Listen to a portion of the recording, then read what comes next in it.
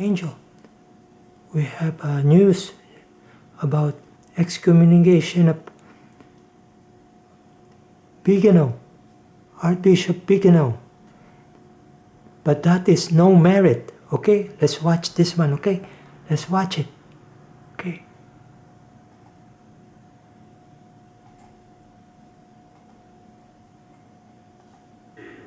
Hello, we are live here with His Excellency Bishop Donald Sanborn.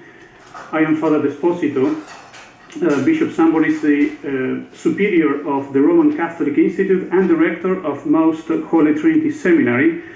This is an emergency broadcast or live stream because of what happened today. Archbishop Vigano has been excommunicated for the alleged crime of schism, for not recognizing Bergoglio as the true Pope, and for refusing to recognize the magisterium of the council known as Vatican II. So, Your Excellency, what do you think about what is going on today? I think it's excellent news because finally, after 59 years of Vatican II closed in 1965, so this is 59 years, finally there is one prelate who is saying everything that needs to be said concerning Vatican II, the post-Vatican II changes, and the hierarchy that promotes these changes, particularly the Vatican II so-called popes, and particularly Bergoglio, who embodies all of that this is all phony, that this is all false Catholicism, and that it needs to be rejected, as well as the people who are promoting it. That's the way I see it.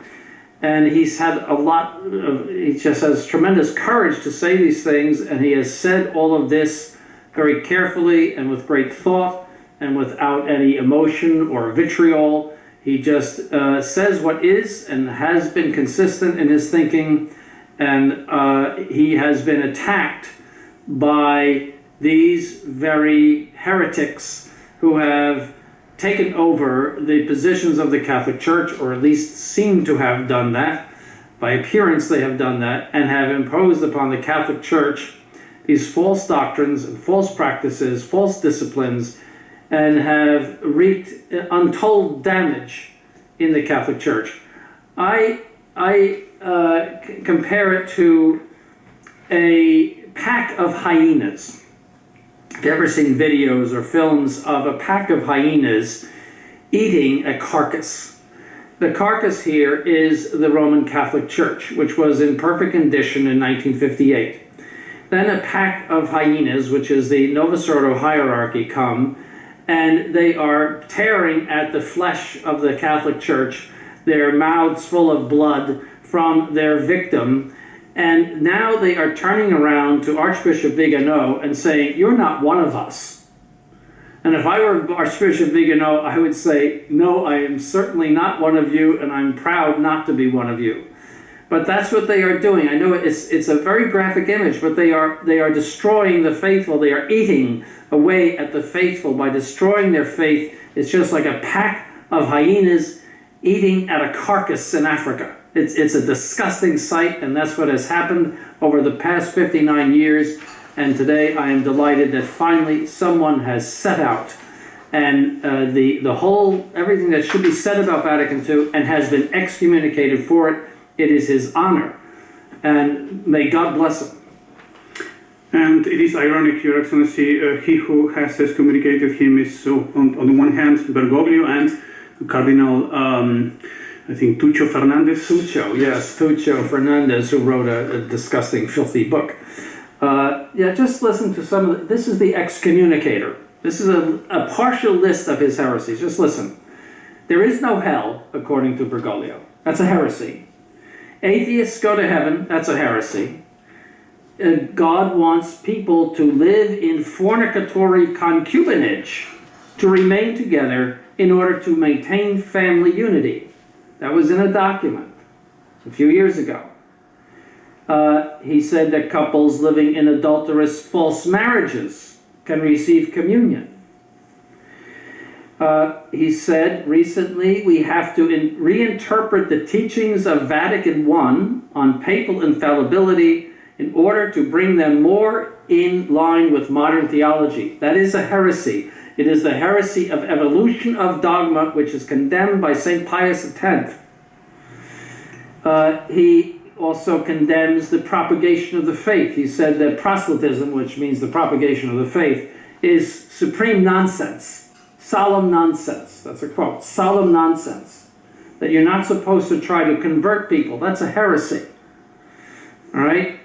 And he has made many, many statements and acts in support of ecumenism, which is also a heresy condemned by Pope Pius XI. He said that Muslims worship the same God as we do. Muslims say that their God does not have a son. How could they be worshiping the same God as we do if their God does not have a son? We worship the Son of God.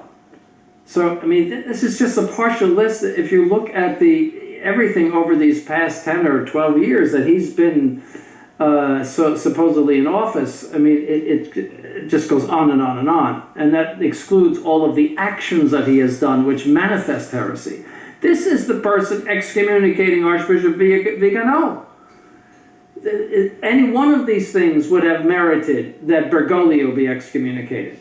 But all of the rancor and anger of the Novus Ordo is poured out upon anyone who would stand up for tradition. And we have seen this consistently from the time of Paul VI on, that if you try to stand up for tradition, you are in trouble and you get burned at the stake. And this is because they hate the Catholic faith, they hate the traditional Mass. For them, it's got to go, and this new religion has to be set in place. And Your Excellency, it's important to note that this is not just Bergoglio, obviously, it's Vatican II, and Archbishop Vigano has been very clear about it. Yes, and that has been lacking in the past. You see, Archbishop Lefebvre was ambivalent about Vatican II in this sense. He did point out the errors of Vatican II, but he never condemned it the way Archbishop Vigano has done. In other words, he has called it a cancer. He said this is at the bottom of all of this, and that it is merely spreading. Bergoglio is merely spreading the cancer. It is a cancer. It has to be something that must be annulled. But Archbishop Lefebvre always was willing to accept it to a certain extent and to compromise with the Vatican, and never came out with a clear condemnation of Vatican II as something that is totally unacceptable for Roman Catholics to assent to. And as traditional Catholics, Your Excellency, we cannot ignore Vatican II. The document says, the decree of excommunication, that there is magisterium, there is actually... Yes, the magisterial authority of Vatican II, it is a solemnly convoked general council. It is impossible that when that council speaks of dogmatic things, that it not engage the infallibility of the Catholic Church. If you have the Pope and the bishops in a council talking about dogma, and it does talk about dogma, for example, the dogmatic constitution on the Church, Lumen Gentium, that's how it's entitled. It does talk about dogma, it talks about morals. Those things would be necessarily magisterial and would necessarily demand our assent of faith. And here in this document of excommunication of Archbishop Vigano, it cites him for not accepting the magisterial authority of Vatican II. So that should put to rest all of the Novus Ordo conservatives who use the argument that it was only a pastoral council and had no real magisterial or dogmatic authority. Please, let us put that to rest now. This has been made very clear by this excommunication. So, Your Excellency, how do you think other traditional Catholics will react? How will they react? I think that this is a sign of contradiction, because either Vigano is correct or Bergoglio is correct. There has been a declaration of war between them. Vigano has declared war on the council and the post-conciliar so-called magisterium, on Bergoglio, and Bergoglio has declared war on him. This is a crossroads, and they should react in full support of Archbishop Vigano. He has had an unbelievable courage in saying these things and consistency in saying these things. He is, I believe that his excommunication will be a sign of contradiction, just as Simeon said of our Lord. He will be the rise and the fall of many, he will be the rise and the fall of many in Israel. So also the side that you take in this will mean whether you're Catholic or not. And we know that Archbishop Lefebvre was also excommunicated, Your Excellency, but there is a difference, right, between this excommunication and the one of Archbishop Lefebvre? Very much, because what led up to the excommunication of Archbishop Lefebvre was the fact that although he was communicating with the Vatican and trying to find some sort of agreement with the Vatican up to May of 1988, he, at that point, signed an agreement with the Vatican whereby they would appoint bishops for the Society of St. Pius X. That was a protocol, meaning a preliminary document. The next day he repudiated it and said, no, I don't do it. I don't want it. And up to that time, he was saying John Paul II was the vicar of Christ, and he was being very, very conciliatory toward all of the modernists in Rome. And then by the middle of June, in order to justify his, from the point of view of the Novus Ordo, illegal consecration of bishops, he revealed a letter which he had written in the previous August of 1987, saying that the forces of Antichrist have invaded the church, implying that John Paul II went in a matter of 6 weeks from being the vicar of Christ to the Antichrist. And that was the justification for his doing this, what would be an illegal thing in the eyes of the Vatican. And so he was excommunicated not for defending the Catholic faith, but for violating a rule of canon law. And it was a rule of canon law. They accept, the Society of St. Pius X accepts the 1983 rule in the Code of Canon Law, which makes that a crime worthy of excommunication. That had not been true in the 1917 Code of Canon Law. But they came out and accepted the 1983 Code of Canon Law, which has heresy in it. And so really, he was excommunicated for violating a law that he himself observed. During that ceremony of consecration of bishops in 1988, he gave a sermon which excoriated the Novus Ordo, the whole thing. But then afterwards he said to the reporters, he said, don't worry, in 5 years everything will be patched up, meaning with the Vatican. Therefore saying that he would continue to pursue a conciliatory path with the modernists in the Vatican. So that is a whole, first of all, the motive of excommunication was not one of defending the faith. It was violating a law. This is one of defending the Catholic faith and of condemning everything that Vatican II and the post-Vatican II magisterium and discipline has done, and condemning the heresies of Bergoglio. That is worthy of honor. That is an excommunication which is like that of Athanasius. He is the Athanasius of our time, Archbishop Vigano. He is the Athanasius of our time. And so I commend what he has done. So now the focus or the reaction to all of what is going on, Your Excellency, should again center in Vatican II and in the actual problem, not in the Latin Mass. I see that many people still today are focusing on their own thing. Yes, the Latin Mass, or they're trying to whitewash Vatican II. They're trying to eke out a Catholic existence within the Novus Ordo. That is a big waste of time and furthermore, it is contrary to faith. That is, either Vatican II and its changes are the Catholic faith or they are not. There's no gray area between those two things. You can't be a little Catholic or somewhat Catholic. It either is the Catholic faith or it isn't.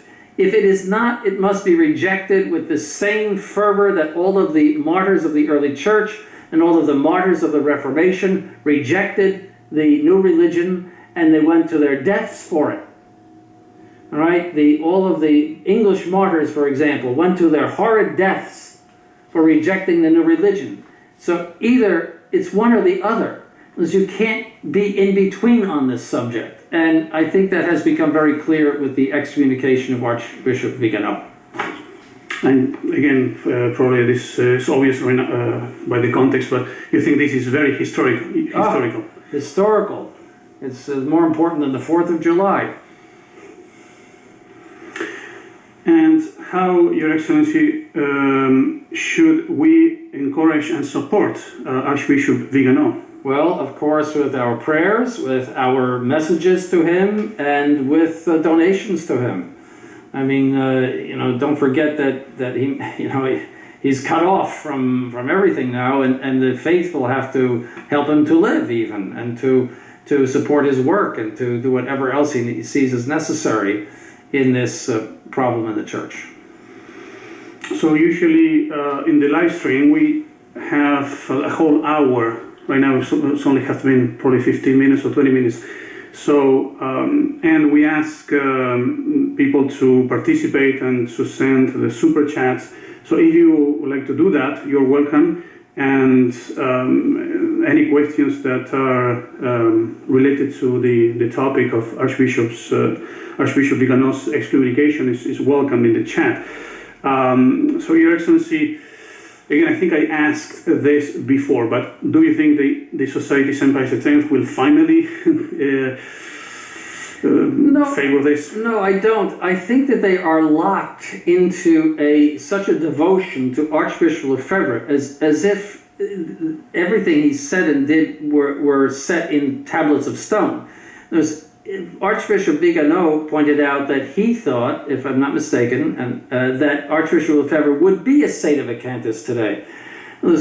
And I agree with that. And I think that you cannot lock Archbishop Lefebvre into a stone vault and say, this is it, like the Old Testament, this is never going to change. I think that they could say, yes, things have changed since the death of Archbishop Lefebvre, and things have become much more clear since that time. And yes, it's very probable that he would have been a Sedevacantist, and I think we should take that position. That's what they should say.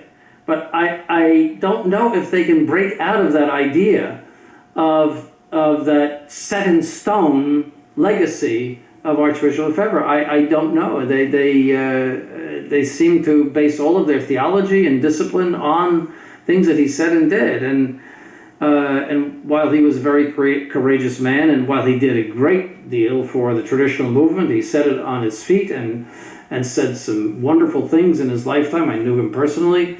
Nonetheless, he's not, an infallible source of dogma, nor do we have to base everything on what he said and did. He certainly gave us a lot of very good advice, but things have changed since 1991 when he passed away. And so I think that they should understand that. I think that they need to move on a little bit and see this as a something where they have to take a side. Are they going to take Bergoglio's side in this?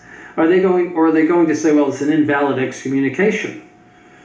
How can you say that this is when there's all the evidence in the document of all of the wonderful things that Archbishop Vigano has said in defense of the Catholic faith and in condemnation of everything that has gone on since the Council?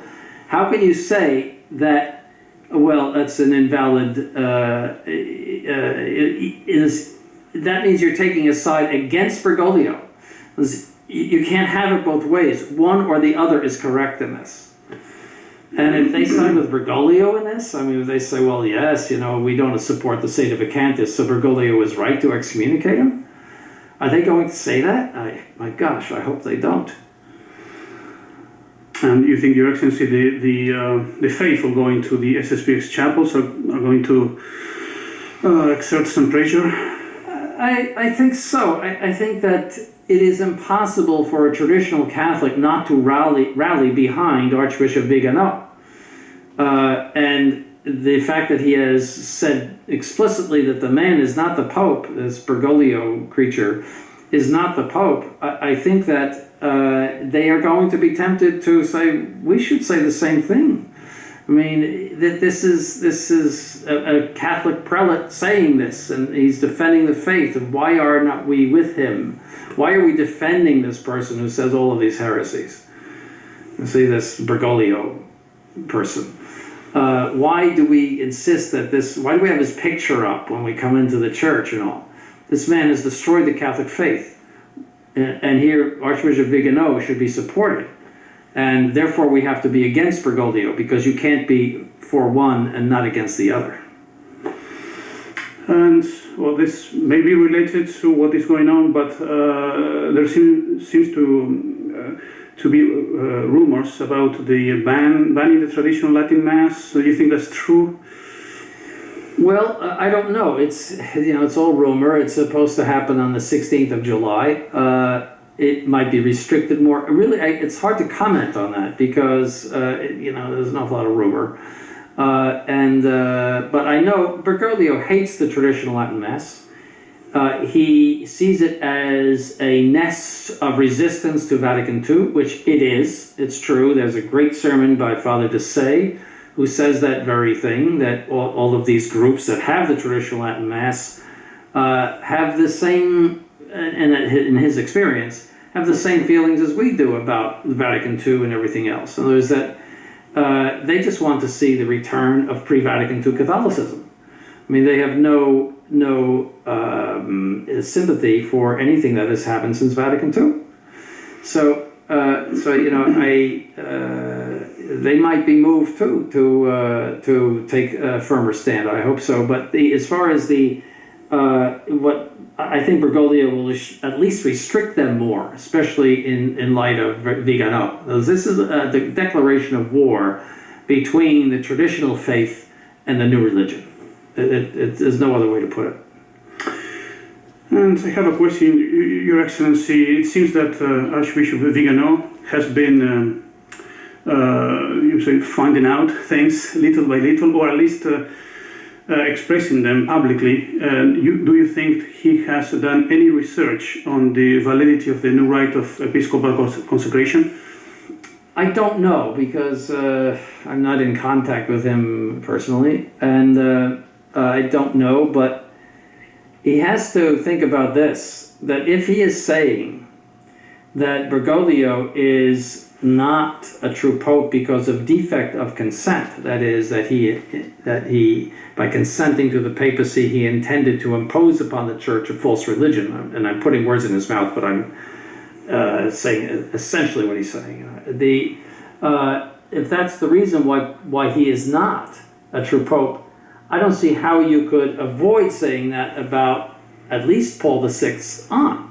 Because and if you're saying Vatican II is a cancer, the imposition of Vatican II upon the church and the intention to impose that on the church would invalidate the consent of all of those so-called popes.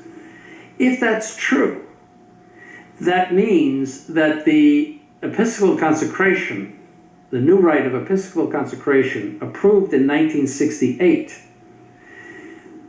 would be of at least dubious validity in the sense that it was not approved by a Roman pontiff. See, the church must approve its rites. If these people did not have the power of Peter, did not have the power of the Roman pontiff, including Paul VI, then that becomes an invention of the modernist theologians who cooked it up. And it doesn't have the stamp of approval of the Catholic Church. And that would render it at the very least doubtful especially that there are substantial changes. It's not just some minor change. There's a substantial change of the words of episcopal consecration. And so I think that conclusion or that is inevitable in the logic of what he's saying. I mean, he has not come out and said that, but the logic is there. Are these people popes or not? How does Bergoglio differ from Paul VI? If Vatican II is the source of the whole problem, how does Bergoglio differ from Paul VI or from John Paul I, John Paul II, or Ratzinger? Yes. So one more question. Sure. People may be wondering about the reaction of the conservative cardinals after this, if they're going to get some courage, or they're going to just do nothing as they have been doing for many years. Yes, really the solution to the problem in the church rests with them, because they have, despite their adherence to the Novus Ordo, they have an appointment to be electors. I mean, you can talk about cardinal, they are electors, and they are capable, therefore, of receiving a temporary jurisdiction, even though they adhere to the Novus Ordo, a temporary emergency jurisdiction, you might say, to elect a valid pope, because the church needs it, just as a defrocked priest has the jurisdiction, the sacramental jurisdiction, to absolve somebody, even though he's completely separated from his bishop, he's renegade. He can absolve a Catholic because the Catholic needs his absolution. See, so that's the same principle, is that the church absolutely needs electors, and they could therefore elect someone validly. That's what needs to happen. They have to elect the right person. But that's the only way we're going to get out of this, is first the denunciation of the Novus Ordo hierarchy as something that is not a Catholic hierarchy, to strip from them this legitimacy that they have of being appointed, of being elected, the fact that they have come in through the gate, so to speak. Strip that from them, unmask them, and then proceed to a conclave, however small it would be, of those who adhere to the Catholic faith. And so I think they should rally behind Vigano and say, yes, you're right, this has been a disaster for the Catholic Church, and finally we need to do something about it. That should be our prayer. It may not happen overnight, but as I said, this is a declaration of war, and you have to take one side or the other in it. And I think, in my opinion, that Cardinal Borg, for example, or conservative cardinals are not aware that if they were to do something about the problem, they will have a lot of support from the laity and from people that wanted the church to be, the order in the church to be restored. Absolutely, yes. The people who have retained the Catholic faith despite the hyenas, they have retained the Catholic faith. They want order. They want to go back to what was the beauty and order of the Catholic Church before Vatican II came and destroyed all of it. And yes, they would have support. And it's the rational and logical. Angel. No merit. Okay.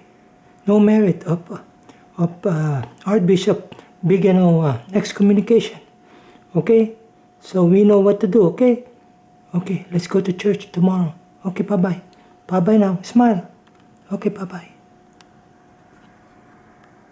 Bye-bye.